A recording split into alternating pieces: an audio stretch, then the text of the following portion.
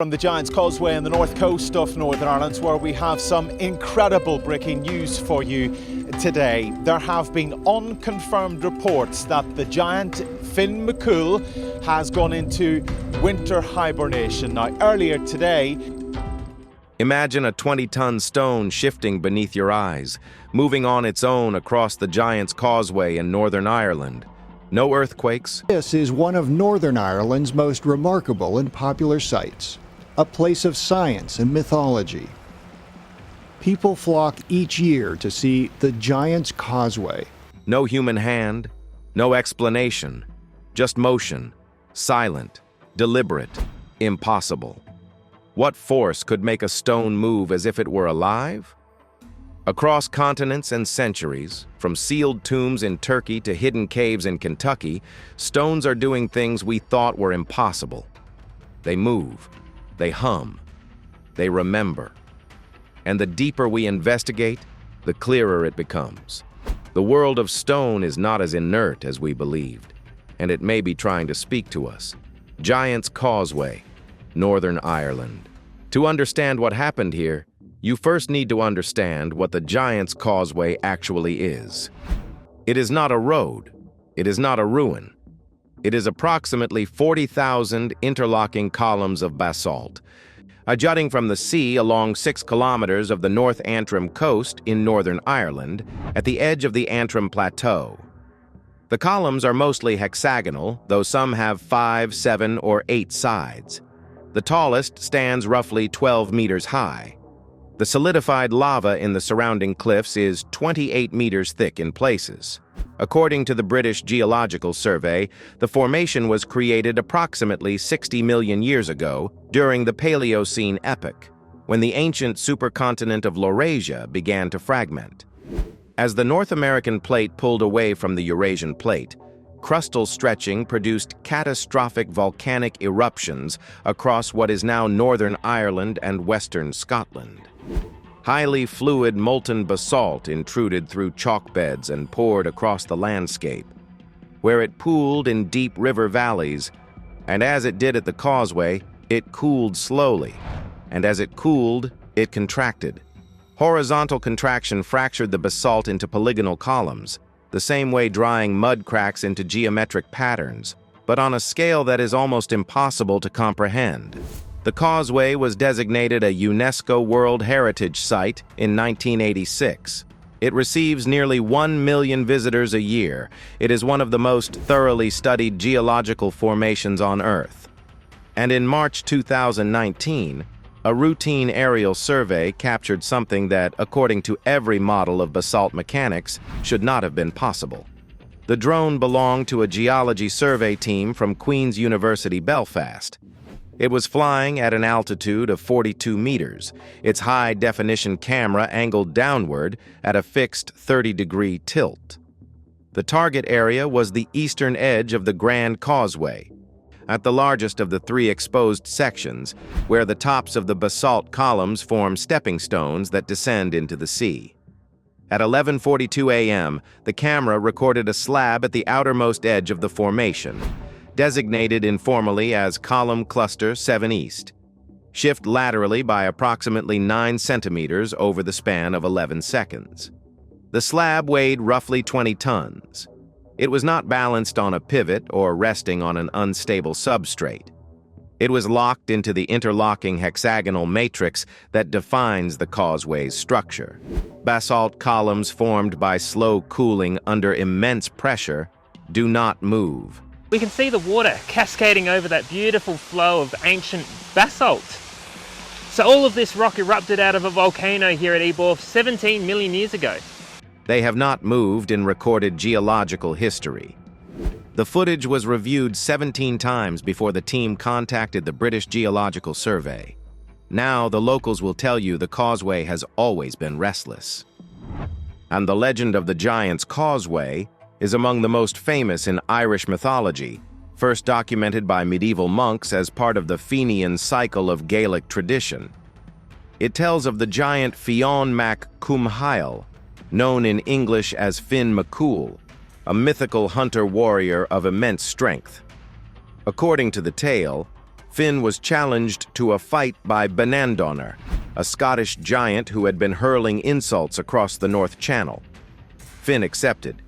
He tore great chunks of the Antrim coastline and hurled them into the sea, building a causeway of stepping stones all the way to the Isle of Staffa in Scotland, where identical basalt columns stand at Fingal's Cave, formed by the very same ancient lava flow.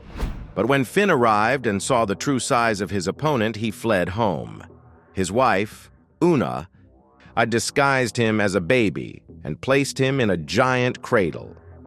When Benandonner arrived and saw the size of the infant, he reasoned that if the baby was that enormous, the father must be a monster beyond comprehension. He destroyed the causeway in his retreat and was never seen again. Every tour guide on the Antrim coast tells this story. The National Trust gift shop sells Finn McCool figurines.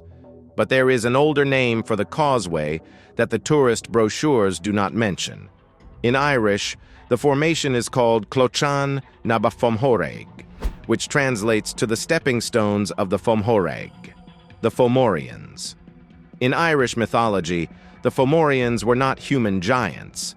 They were a supernatural race, older than the gods, characterized as hostile, monstrous beings who came from the sea. Or they embodied the chaos that existed before the established order. They were the things beneath. And the causeway bore their name long before it bore Finn McCool's. The British Geological Survey dispatched a response team within 2 weeks of the drone footage. We'll go inside and talk to Carol Cottrell from the British Geological Survey. They installed accelerometers, tilt meters, and ground-penetrating radar units across the eastern section of the causeway. Sonar scans mapped subsurface geology to a depth of 90 meters. The thermal imaging results were the first anomaly. At a depth of between 12 and 18 meters beneath the formation, the scans detected heat signatures that were not consistent with uniform geological warmth. They pulsed. They rose and fell in cycles of approximately 4.7 seconds, a rhythm that one researcher noted, off the record, bore an uncomfortable resemblance to a resting human respiratory rate. The sonar returns were still stranger.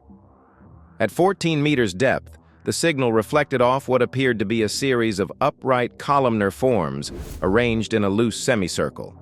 They were not basalt. Their density profile was wrong. Their acoustic shadow suggested forms narrower at the base and wider at the top. One member of the team described them, in a report that was later redacted from the public file, as figures. 3 weeks later, a follow-up scan was conducted. The formation at 14 meters was still present, but one of the figures was missing. Not collapsed, not eroded, missing. The acoustic space it had occupied was empty. The surrounding sediment was undisturbed. 2 members of the survey team resigned within the month, and neither has spoken publicly about their reasons. The accelerometers installed on the surface continued to register low-frequency vibrations for 112 consecutive days. The vibrations were not random. They followed a pattern that one analyst described as biological. No formal explanation has been issued. The data remains classified under the British Geological Survey's internal review protocol. The Giant's Causeway remains open to the public. The tourist brochures still mention Finn McCool. They do not mention the Fomorians, and they do not mention the figures. Myra Necropolis, Turkey. The rock-cut tombs of Myra sit high in the limestone cliffs above the ancient Lycian city in what is now Demre, in Antalya province, southern Turkey. Carved into the sheer rock face between the 5th and 4th centuries BC, and they are among the most elaborate funerary monuments in the ancient world. Their facades imitate the wooden architecture of Lycian houses, with carved beams, doorways, and porticos rendered in stone with extraordinary precision. For centuries they have been studied, photographed, catalogued, and left more or less alone. Until a joint Turkish-Italian archaeological team, working under permit from the Turkish Ministry of Culture, just off the shores of Lake Iznik lies one of Turkey's most remarkable archaeological discoveries. began a systematic interior survey in 2021 using LiDAR and photogrammetry. What they found inside 11 of the tombs was not what they expected. The chambers had been sealed, not from the outside, as is standard in ancient burial practice, from the inside. The stone doors, each weighing between 3 and 5 tons, had been fitted into their frames with such precision that no gap wider than 2 millimeters existed at any point along the seal. The locking mechanisms, carved from the same limestone as the cliff, were engaged from within the chamber. There was no external keystone, no sliding bolt accessible from the corridor. Whoever closed these tombs did so from the inside, in a space with no second exit, no ventilation shaft, and no light. Inside 5 of the 11 sealed tombs, the team discovered life-sized carved figures arranged in semicircular formations around a central stone platform. The figures were not decorative. They were anatomically detailed, standing between 1.6 and 1.9 meters tall, carved from limestone that did not match the surrounding cliff matrix. A geochemical analysis later suggested the stone had been quarried from a site more than 80 kilometers inland in the Taurus mountain range. Each figure bore scorch marks on its hands and forearms, not painted, not etched, scorched, as if the stone itself had been exposed to extreme localized heat after carving. In 2022, a radiation survey of the sealed chambers detected anomalous levels of ionizing radiation in 3 of the 5 tombs containing figures. The levels were not dangerous, but they were between 4 and 7 times higher than the ambient background radiation for the region. No radioactive mineral deposits were identified in the surrounding limestone. No radon accumulation was measured in the ventilation-free chambers. The source of the radiation remains unidentified. Lycian funerary texts are fragmentary and difficult to translate, refer to the practice of entombing attendants alongside the dead, not slaves, chosen individuals who volunteered to accompany the deceased into the afterlife. The texts describe a ritual involving fire, confinement, and a sealing ceremony that was considered irreversible. The attendants were not expected to survive. They were expected to guard. Guard what? The texts do not say. But the figures in the sealed tombs stand facing the entrance. Their arms are raised, their mouths are open, and the doors are locked from the inside. The Forgotten Pyramid. Scottish Highlands, Scotland has pyramids. Most people do not know this. Tucked within the forests and estates of the Highlands, stone cairns of every shape and purpose have been built and rebuilt for over 5,000 years. The word itself, cairn, comes from the Scottish Gaelic carn, meaning a heap of stones. Some cairns mark ancient burials, some mark mountain summits, and some, built by royalty in the Victorian era, commemorate love and loss. On the Balmoral estate in Aberdeenshire within the Cairngorms National Park, Queen Victoria erected 11 cairns across the 50,000-acre grounds. Most mark the marriages of her children. The largest, a granite pyramid standing 35 feet tall on a square base of 41 feet, was erected on the 21st of August, 1862, in memory of her husband, Prince Albert, who had died the previous December. The inscription reads, "To the beloved memory of Albert the Great and Good, Prince Consort," erected by his broken-hearted widow Victoria R. It stands on Craig Lowrigan Hill, overlooking Royal Deeside, and it receives thousands of visitors each year. It is well documented, well maintained, thoroughly explained. That is not the pyramid this story is about. Approximately 90 kilometers northwest of Balmoral, in the remote Western Highlands, far from any maintained trail or National Trust footpath, there stands another granite pyramid. It is smaller than Victoria's monument, rising roughly 9 meters from a square base of 6 meters per side. It was constructed in the late Victorian era, reportedly commissioned by a local landowner as a memorial to a deceased relative, though the precise records of its construction have never been located in any county archive. It appears on no Ordnance Survey map published before 1927. No heritage body has claimed responsibility for it. No plaque identifies its purpose. It simply stands there, in a clearing surrounded by heather and peat bog, as if it were waiting. What makes this pyramid extraordinary is not the structure itself.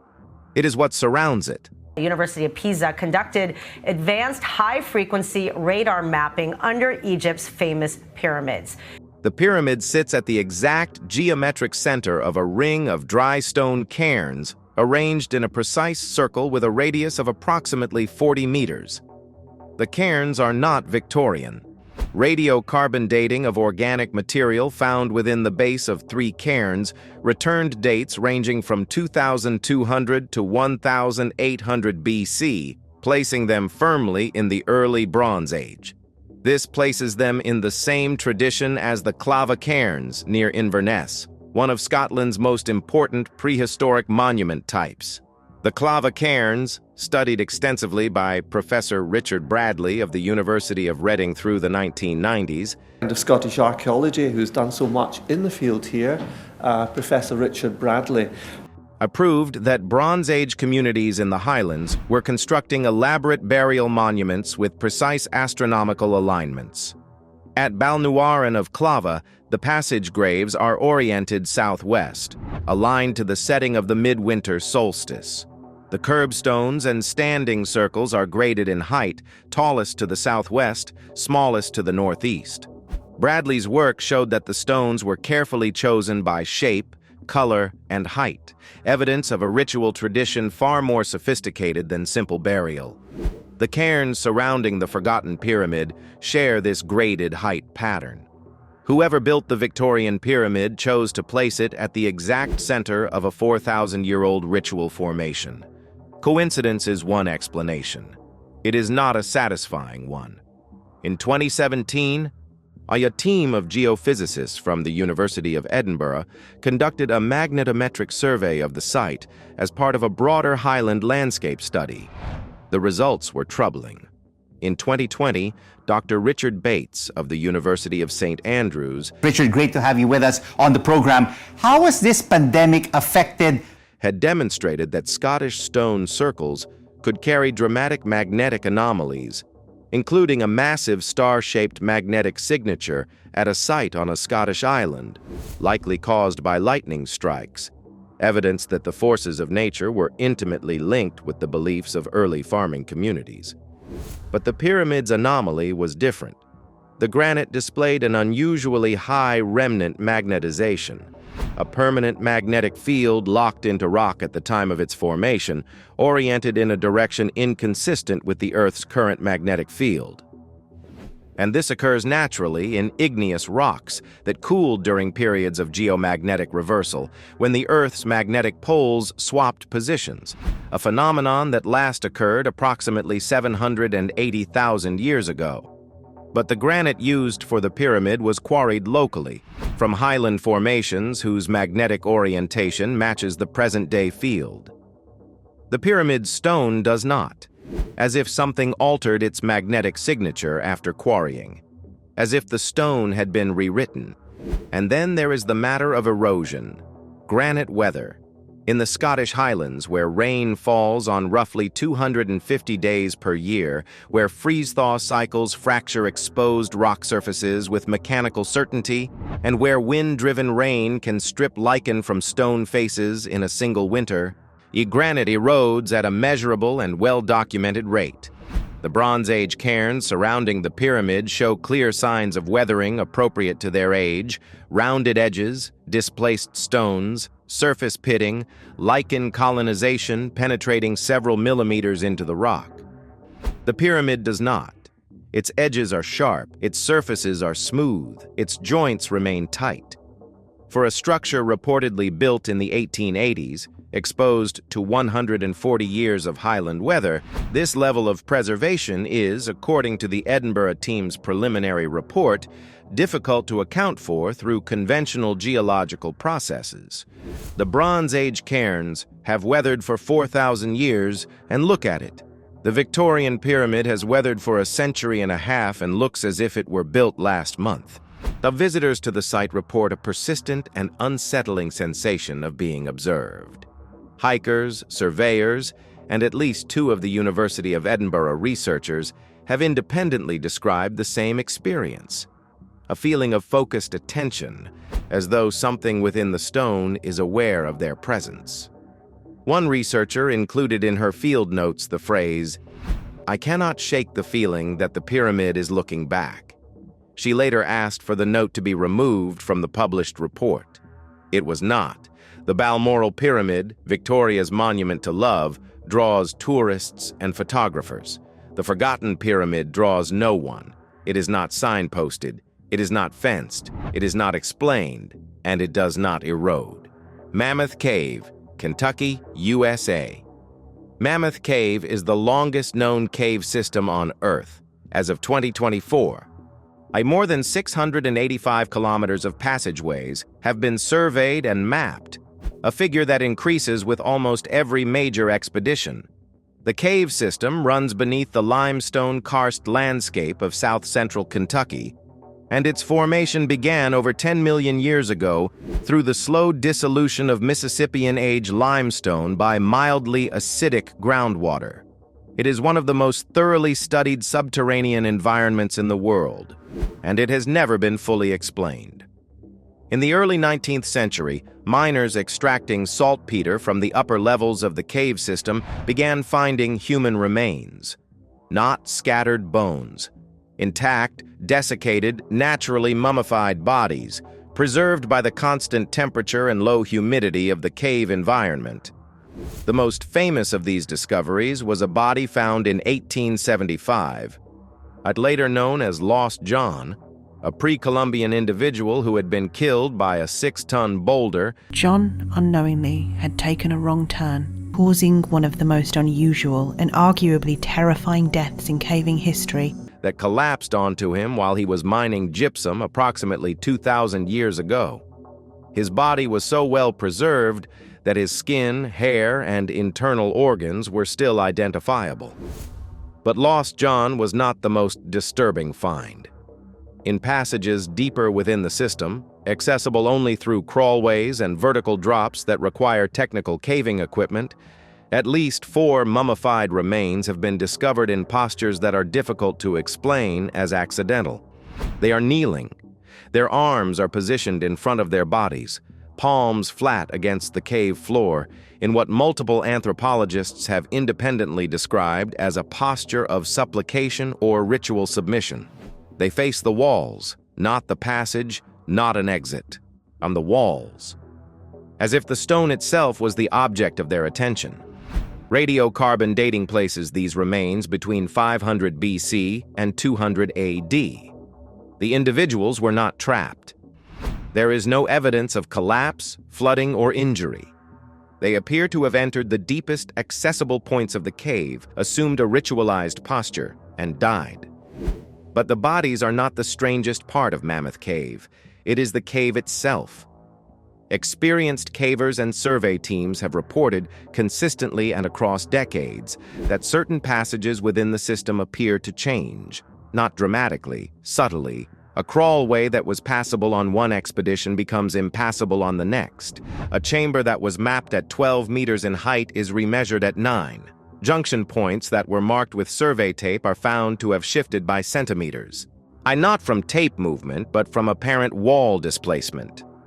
The National Park Service attributes these discrepancies to measurement error, changes in sediment deposition, and the psychological effects of navigating a disorienting subterranean environment.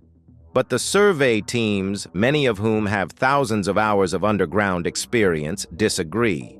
In 2018, a Cave Research Foundation expedition encountered a previously undocumented pocket of hydrogen sulfide gas in a passage that had been surveyed and declared safe 3 months earlier.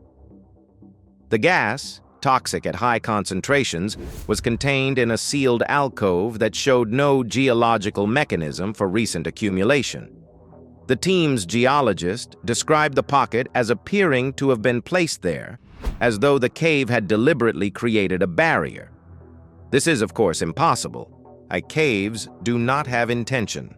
Limestone does not strategize.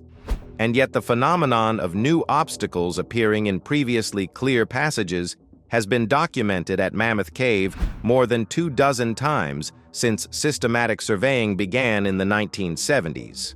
Deep in the cave, below the tourist routes, below the mapped passages, below the reach of any survey conducted to date, microphones installed by a University of Kentucky acoustics team in 2020 detected a persistent low-frequency sound. It was not water. It was not air movement. It was not equipment noise. The sound was rhythmic. It rose and fell in cycles of approximately 5 seconds. The acoustics team described it, in language that was carefully neutral, as consistent with a biological respiratory pattern. When the microphones were retrieved 6 months later, the sound had not stopped. It had not varied. It had not been explained. The stone breathes. That is what the data says. The stone breathes, and the dead kneel before it, and the cave closes passages behind the living like a throat swallowing. For centuries, we believed stone to be silent, inert, unchanging, a passive witness to human ambition. But the deeper we probe, the more the world pushes back. Monuments shift, caves breathe, tombs seal themselves from the inside, and patterns emerge that defy our understanding. Every civilization that was built with stone left behind a warning, encoded in ritual, in myth, in carvings, in vibrations we are only beginning to measure. What if the earth itself is not a stage, but a participant? What if the stones remember what we have forgotten, preserving knowledge older than our histories, older than our memory? And if they remember, what else does the world hold in quiet witness? Secrets so vast, so deliberate, that no human eye or mind could ever fully comprehend them. The question is no longer what we can uncover, but what the world is waiting for us to notice.